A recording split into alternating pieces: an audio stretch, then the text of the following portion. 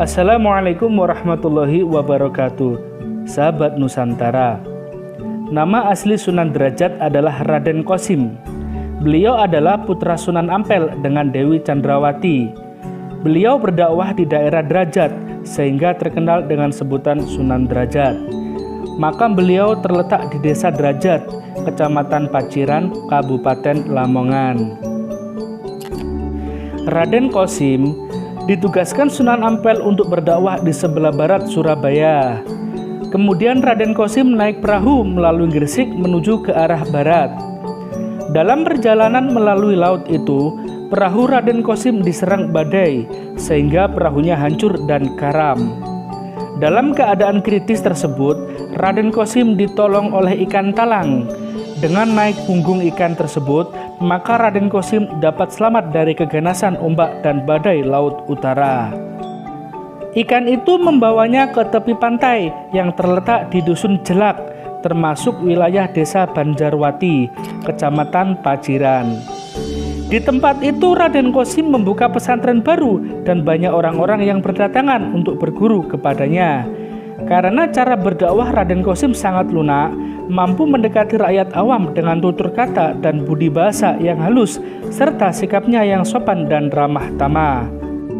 Selama 1 tahun di Jelak, Raden Qasim mendapat petunjuk untuk menuju ke selatan, kira-kira berjarak 1 kilometer. Di sana beliau mendirikan langgar atau surau yang dipergunakan untuk berdakwah. 3 tahun kemudian, Raden Qasim mendapat petunjuk dari Allah SWT agar mencari tempat yang strategis untuk berdakwah, yaitu di sebuah bukit yang kemudian dinamakan Dalem Dur. Di tempat tersebut, sekarang didirikan museum yang cukup megah dengan biaya 60 juta rupiah. Museum tersebut letaknya tidak jauh dengan makam Sunan Derajat. Di tempat yang disebut Dalem Dur tersebut, pengikut Raden Qasim semakin banyak karena cara menyiarkan agama Islam yang dilakukannya adalah dengan jalan damai. Orang dikumpulkan dengan cara menabuh seperangkat gamelan, gedi-geding dan tembang macopat. Sesudah itu baru diberi ceramah agama Islam. Makin hari nama Raden Qasim makin terkenal. Orang makin menaruh hormat kepadanya, derajatnya makin tinggi. Lagi pula beliau tinggal di tempat yang tinggi atau bukit, maka masyarakat sekitarnya kemudian menyebutnya sebagai Sunan Derajat. Di antara ajaran Sunan Derajat yang terkenal untuk menganjurkan orang agar berjiwa sosial adalah sebagai berikut. Menehono teken marang wong kang wuta. Menehono mangan marang wong kang luwe. Menehono busana marang wong kang muda. Menehono ngiyup marang wong kang kodanan. Terjemahannya dalam bahasa Indonesia kurang lebih sebagai berikut.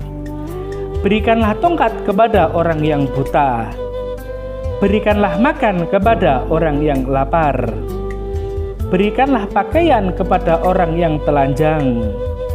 Berikanlah tempat berteduh kepada orang yang kehujanan. Ajaran tersebut sangat supel, artinya siapa saja bisa melaksanakannya.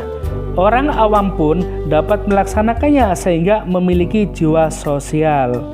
Namun bila dikupas lebih lanjut, maka ajaran tersebut mempunyai makna yang sangat dalam, terutama bagi mereka yang berilmu tinggi, yaitu berilah petunjuk atau ilmu kepada orang yang bodoh.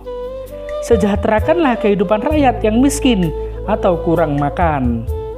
Ajarkanlah budi pekerti atau susila kepada orang yang tidak tahu malu atau belum mempunyai budaya tinggi. Berilah perlindungan kepada orang-orang yang menderita. Itulah ajaran Sunan Derajat yang terkenal di kalangan rakyat.